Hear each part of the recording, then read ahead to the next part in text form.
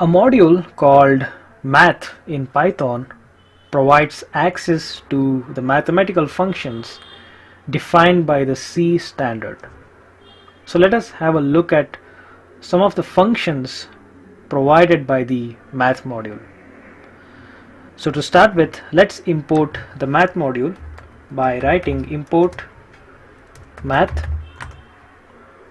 So let's first take a look at the math.ceil function. The math.ceil function will return the smallest integer greater than a given number. So let's say, for example, if we have a number something like 23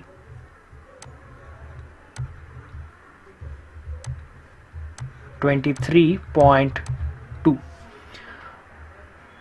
So the smallest number greater than this smallest integer number greater than this number is equal to 24. So that is what the math.ceil function will return. So if we pass 23.2, you will get as 24. So similarly, there's a math.floor function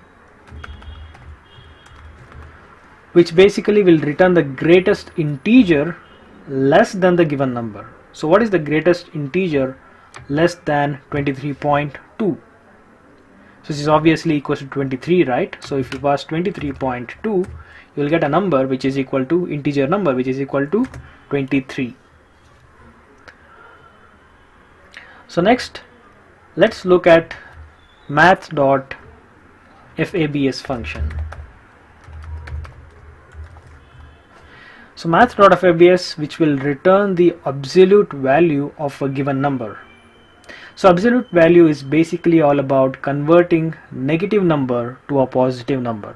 So for example, if we have if you want to find absolute value of minus 2.5, so it will basically remove the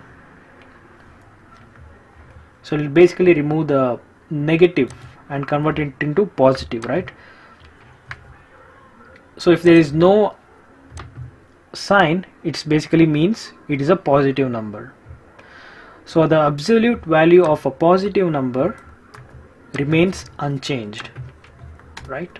So if you have a positive number, you can write plus, or if you don't write anything, it is also a positive number, so it remains unchanged.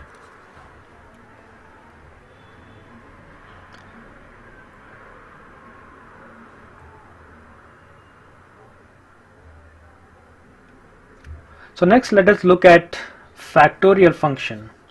So before doing that, let's quickly understand what factorial is. So let's say, for example, if we have a number, right? So for example 3. So what is 3 factorial equal to? So 3 factorial is equal to 3 into 2 into 1, which is equal to 6. Okay, it's basically if you are finding a number, for example 3 factorial, it is 3 into 2 into 1. So what is the factorial of 4? So 4 factorial equal to 4 into 3 into 2 into 1. So which is equal to 4 to the 12, 2 to the 24. So that's what factorial is.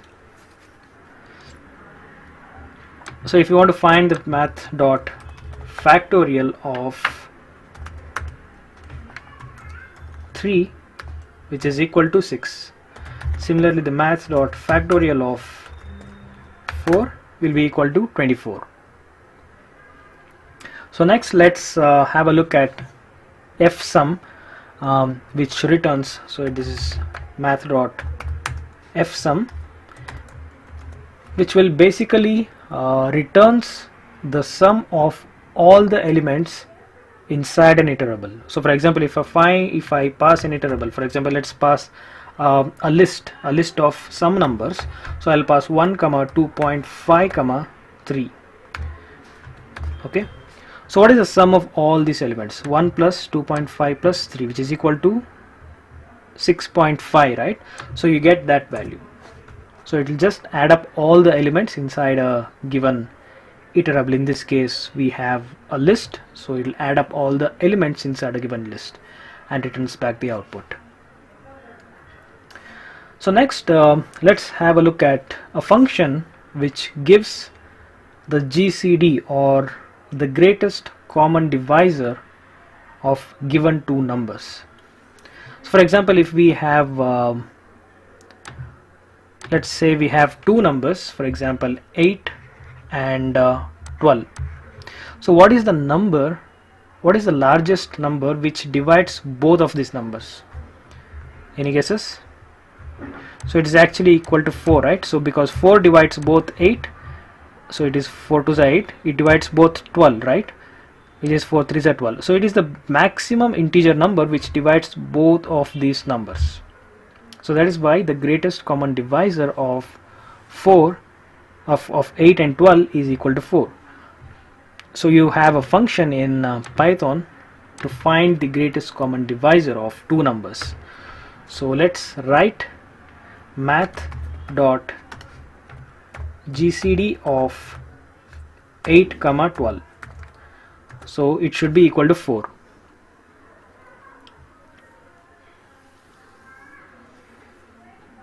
So now let's take a look at power and logarithmic functions. Okay, so math.exponential, exp.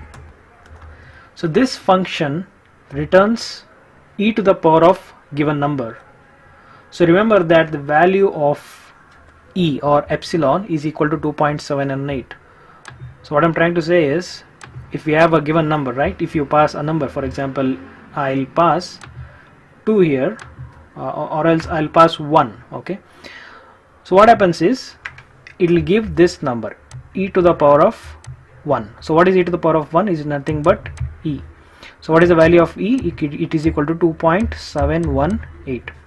So if I execute this, you will get a value equal to 2.718. So similarly, if I write math.exp of 2, so what will be the value? So it's basically nothing but e to the power of 2, which is equal to e into e.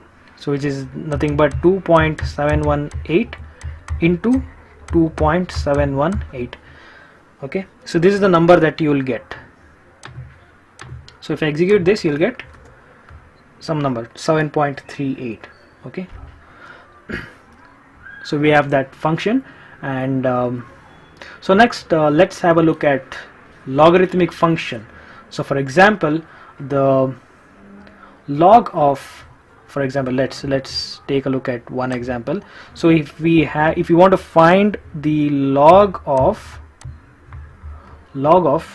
10 to the base 2, so this is equal to somewhere around 3.32. okay, so similarly, if you want to find out the log of let's say 5 to the base of 5, so if you have a same number, so if you have a same number here and in the same number in the base section, the answer that you're going to get is 1. So for example, if you want to find log of 10 to the base 10, it is also equal to 1. So let's try to find out, we have a function in Python to find this. Okay, so let's try to find out first the math.log of 10 to the power of base 2. What was the value? It was equal to 3.32, right? So that is what we get here. And the next one that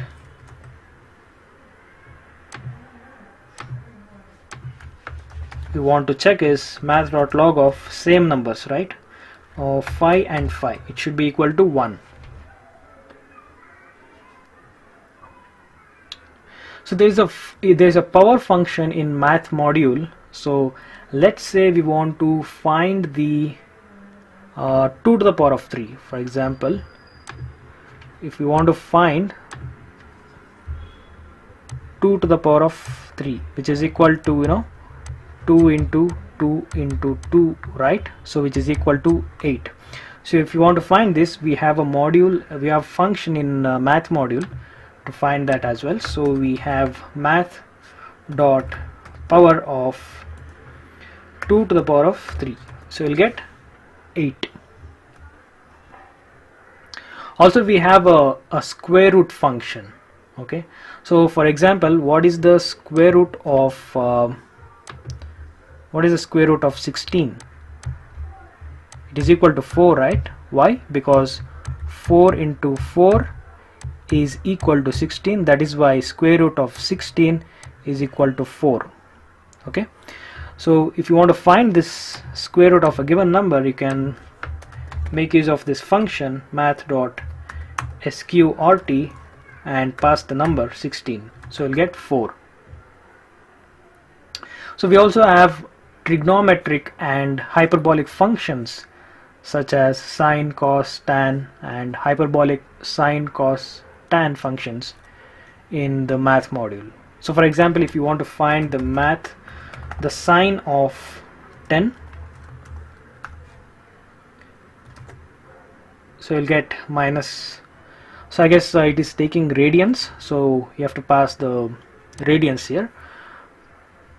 So similarly, if you want to find math.hyperbolic sine function of 10, it is somewhere around this number. Okay, so similarly you have functions just like this for cos and tan as well. So we also have a function which will convert degrees to radians and radians to degrees.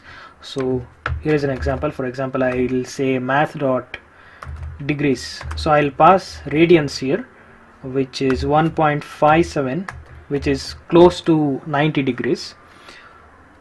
So it will give the value in degrees, so you'll get around 89.95. okay, so if I want to convert a degree to radian, so I'll have to pass, for example, if I want to convert 90 degrees to radians, you'll get a value 1.5707. okay,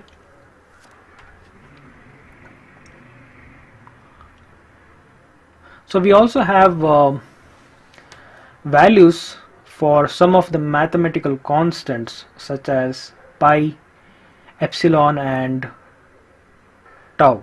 Okay, so for example, if you want to find the value of pi, which is roughly equal to 3.14, so you can make use of math.pi, and you also have math.e, which is equal to around 2.718, and also we have math.tau, which is equal to 6.28. okay.